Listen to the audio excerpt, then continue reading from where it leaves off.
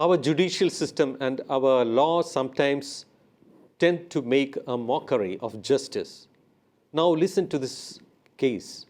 In a bizarre incident, a 21-year-old woman was murdered and then raped in Tumakuru district of Karnataka in 2015. Following the trial, the Sessions Court convicted the accused on murder and rape charges. The accused moved the Karnataka High Court, but it also upheld his conviction on the two offences.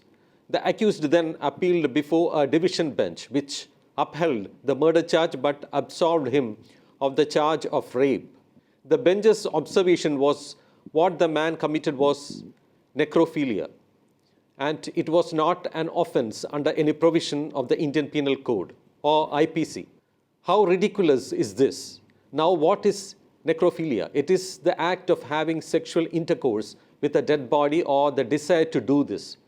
This order of the court has now set off a debate over the right to dignity of a human corpse. Not just that, another serious observation of the Karnataka High Court came as a mind-numbing shock, something hard to believe.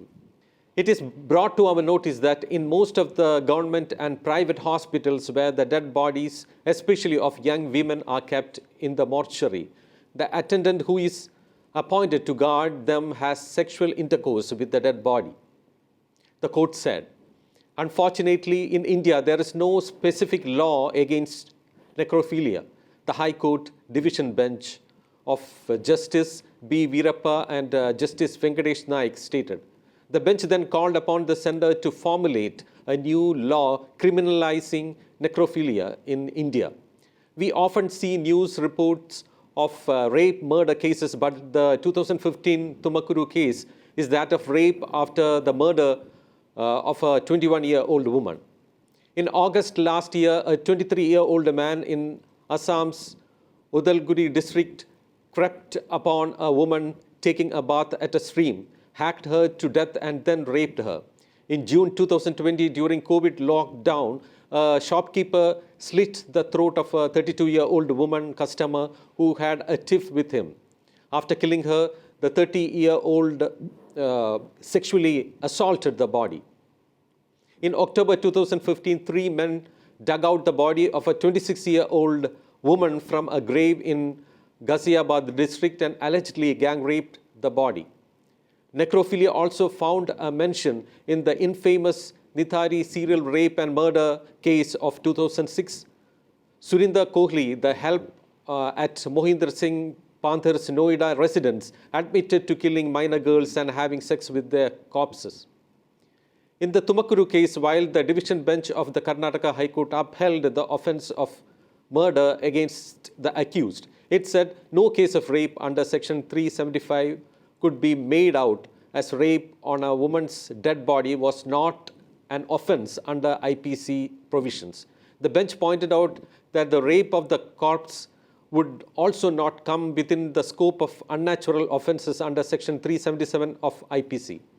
A careful reading of Sections 375 and 377 of IPC makes it clear that a dead body cannot be called a human or person. Therefore, the provisions of Section 375 or 377 would not be attracted, the bench observed. Stressing that it was high time the sender made changes to the IPC to make necrophilia an offence, the court recommended that the government either amend Section 377 of IPC or introduce a separate penal provision to criminalize necrophilia. In the light of its observation about sexual assault on dead bodies of young women in hospital mortuaries, the Karnataka High Court also set out a set of guidelines for the state to implement within 6 months. One of the directives to the state government is to ensure that CCTV cameras are installed in all hospital mortuaries in order to prevent any offence against the body of a woman.